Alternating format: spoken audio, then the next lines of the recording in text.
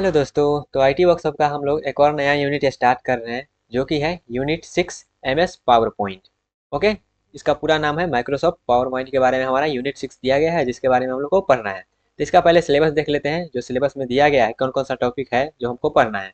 तो जब सिलेबस देखिएगा तो आपको यहाँ पे कुछ चुनिंदा टॉपिक मिलेगा, जैसे कि क्या है, overview of power point feature, उसके बाद इंसर्शन ऑफ इमेज, उसके बाद स्लाइड ट्रांजिशन, उसके बाद कस्टम एनिमेशन, उसके बाद हाइपरलिंक। तो ये 4-5 टॉपिक दिया गया है आपके सिलेबस में।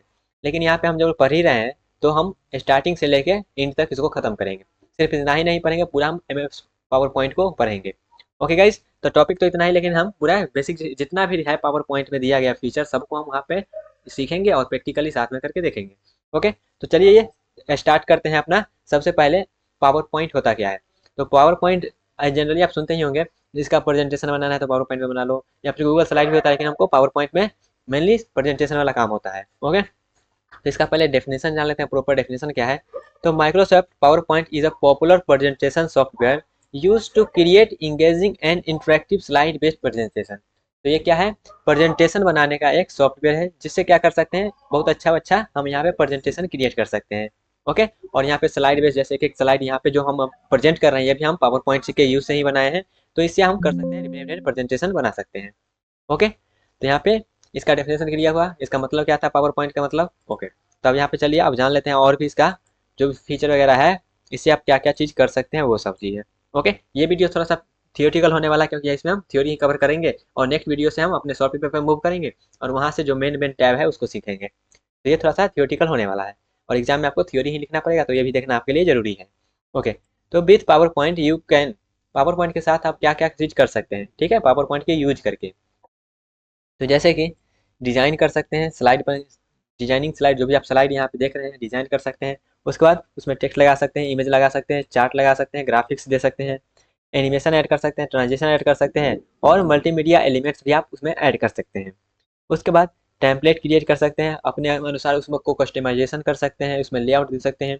उसके बाद कोलैबोरेशन कर सकते हैं विथ अदर, जैसे दो चार टीम मेंबर है तो उनके साथ भी आपने पावर पॉइंट को शेयर कर कोलैबोरेट करके सब एक साथ काम कर सकते हैं उसमें। ओके, उसके बाद है present slide show on screen और एक्सपोर्ट वेरियस फॉर्मेट। उसके बाद यहाँ पे प्रेजेंटेशन कर सकते हैं स्लाइड के माध्यम से। उसके बाद इसको वेरियस फॉर्मेट में आप एक्सपोर्ट कर सकते हैं, इन जैसे जेपीजी हो गया, पीडीएफ वगैरह हो गया, उस समय आप इसको कन्वर्ट कर सकते हैं। ओके, तो पावर पॉइंट से आप क्या क्या चीज़ कर सकते हैं वो भी क्लियर हो गया होगा, अब पावर पॉइंट होता क्या है वो क्लियर हो गया होगा। उसके बाद यहाँ पे देखिएगा इसका फीचर की बात करें, जो कि आपके सिलेबस में दिया गया था। तो इसके फीचर में है design and layout. Design and, जब भी फीचर का बात करते हैं ना तो पावर पॉइंट में जो भी है, जो भी चीज़ हम करेंगे वो एक उसका क्या है, फीचर है। तो जैसे कि हम डिजाइन और लेआउट टैब का बात करेंगे तो वो भी इसका क्या है, फीचर है, जिसके हेल्प से हम क्या कर सकते हैं, टेम्पलेट बना सकते हैं, प्री डिजाइन थीम कर सकते हैं, लेआउट दे सकते हैं। उसके बाद स्लाइड है, तो स्लाइड में भी ऐड टेक्स्ट कर सकते हैं, इमेज कर सकते हैं, चार्ट कर सकते हैं, टेबल दे सकते हैं, मल्टीमीडिया दे सकते हैं। उसके बाद कस्टमाइजेशन कर सकते हैं, जी भी चीज़ हम यहाँ वहाँ पर ऐड करेंगे अपने अनुसार उसको कस्टमाइज कर सकते हैं। उसके बाद स्मार्ट आर्ट का भी हम यूज कर सकते हैं, जो कि ग्राफिक्स होता है प्री डिफाइंड हमारे सॉफ्टवेयर में रहता है वो सब चीज़ें।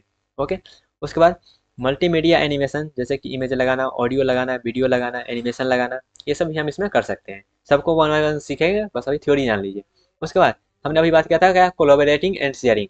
तो कोलैबोरेटिंग एंड शेयरिंग में क्या है, रियल टाइम को ऑथेंटिंग, यहाँ पे क्या कर सकते हैं, जैसे जैसे आप मान लेते हैं, यहाँ पे हम एग्जांपल लें, तो आप मान लेते हैं 4 टीम है, तो चारों को अपना जो भी है उसको शेयर किए, कोलैबोरेट किया आपस में। और कोलैबोरेट करने के बाद जैसे मान लेते हैं दूसरा टीम जो है, दूसरा मेंबर जो है उसमें कोई भी चेंजिंग करेगा ये पावर पॉइंट में, तो उसका यहाँ पे रियल टाइम दिखाएगा कि हाँ वहाँ से यहाँ चेंज हुआ है, तो यहाँ पर वो डिस्प्ले होगा, वो होता है रियल टाइम। ओके, उसके बाद कमेंट ऐड कर सकते हैं। कमेंट इन द सेंस आप कोई मान लेते हैं अपना उसको सेव कर दिए और शेयर करने के बाद क्या होगा, वहाँ पे कुछ एरर वगैरह है तो जो दूसरा मेंबर है उसको क्या कर सकता है, कमेंट कर सकते हैं यहाँ पे ये गलत है तो इसके ये सही होगा। ओके, उसके बाद एक्सपोर्ट ऑप्शन, जैसे हमने बात कर लिया।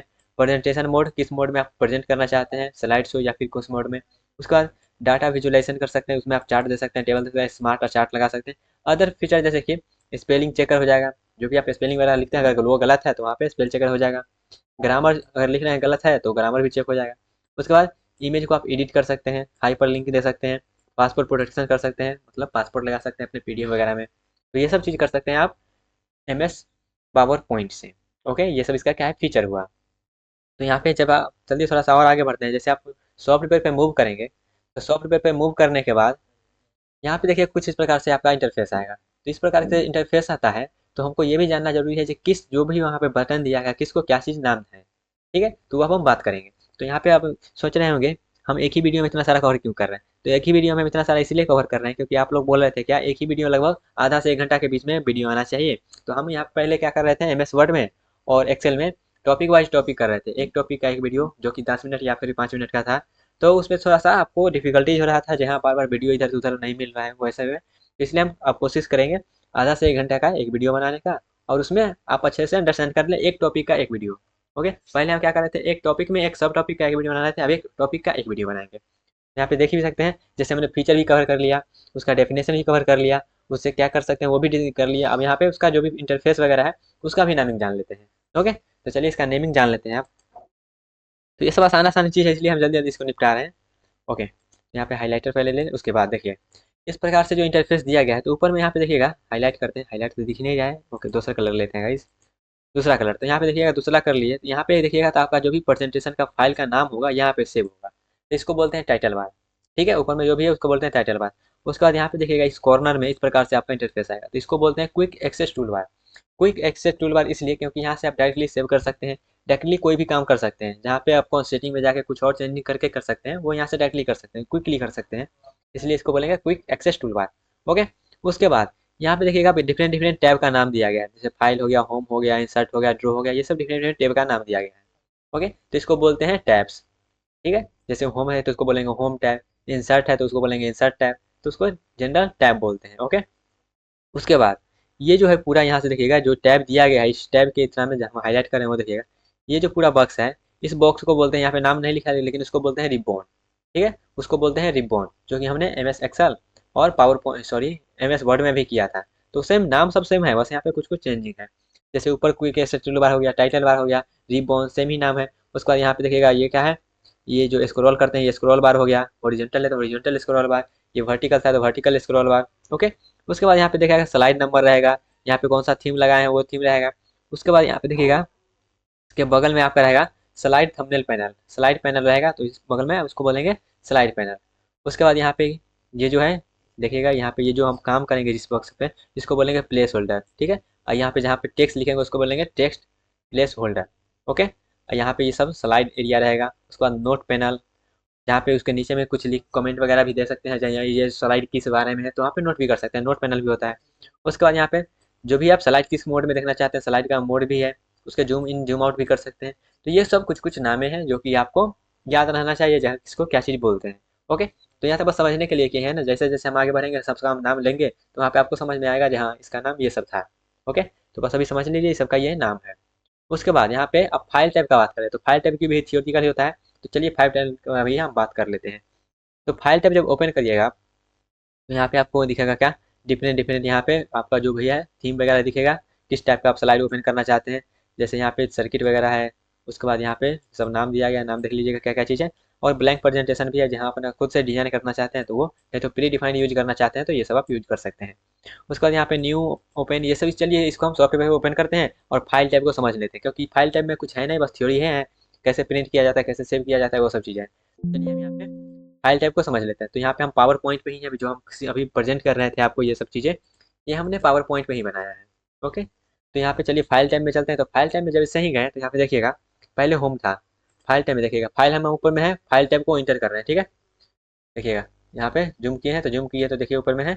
ओके, तो फाइल टाइप है तो फाइल टाइप में क्या गया, फाइल टाइप में गए। तो फाइल टाइप में जैसे ही गए पहले होम है, तो होम में यहाँ पे डिफरेंट डिफरेंट सेक्शन ऊपर में क्या है गुड इवनिंग लिखा गया है, टाइम के अकॉर्डिंग जो भी करेंगे वो वहाँ पे लिखा रहेगा।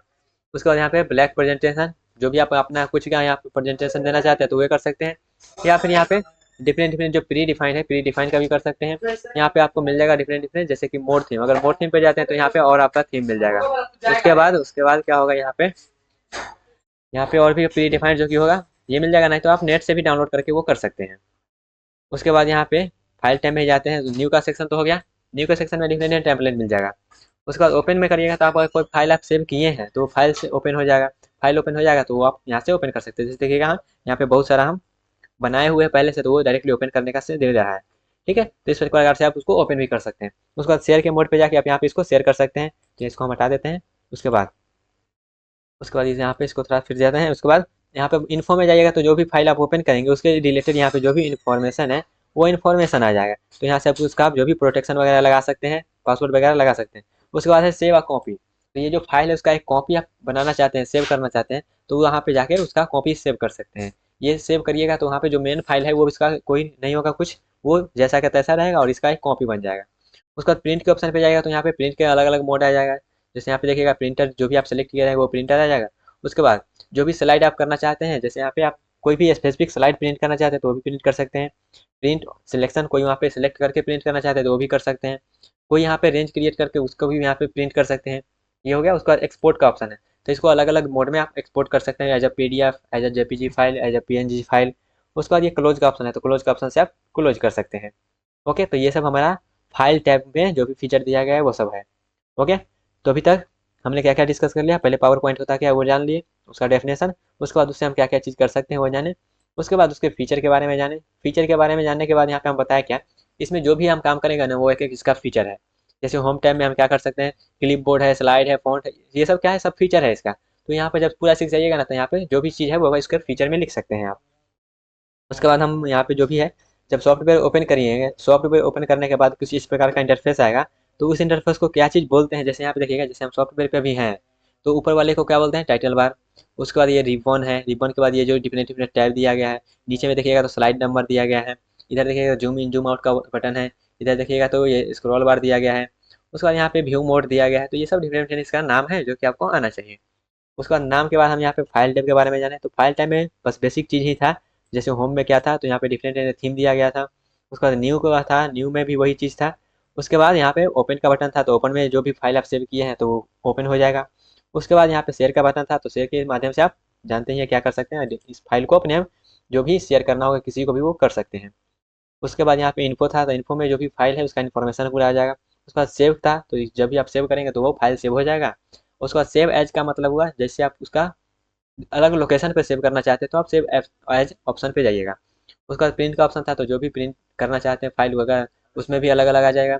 उसके बाद एक्सपोर्ट का ऑप्शन है, तो एक्सपोर्ट में क्या होगा, जो भी PDF PPT, ये जो है PPT में बोलता है, .pptx करके इसका एक्सटेंशन होता है। कभी कभी ऑब्जेक्टिव क्वेश्चन में पूछ सकता है। उसके बाद इसका क्लोज का ऑप्शन था, तो क्लोज के ऑप्शन से हम क्लोज कर सकते हैं। ओके, तो ये इतना चीज़ हम अभी तक डिस्कस कर लिए हैं गाइस।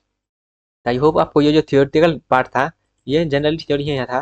तो आप प्रैक्टिकल पार्ट हम आगे जो भी हम इसका सॉफ्टवेयर पे करेंगे तब आप उस पर करेंगे, तो हम आगे करेंगे अब होम टैब से। ओके गाइज, जहाँ से आपका प्रैक्टिकल ये स्टार्ट होगा और यहाँ पे जो भी काम करेंगे आपको यहाँ पे दिखेगा। तो ये थियोरी वाला पार्ट आपको क्लियर हो गया होगा। फिर भी इससे रिलेटेड कोई भी डाउट है तो आप कमेंट बॉक्स में पूछ सकते हैं। ओके गाइज, मिलते हैं गाइज अपने अगले सेक्शन पे।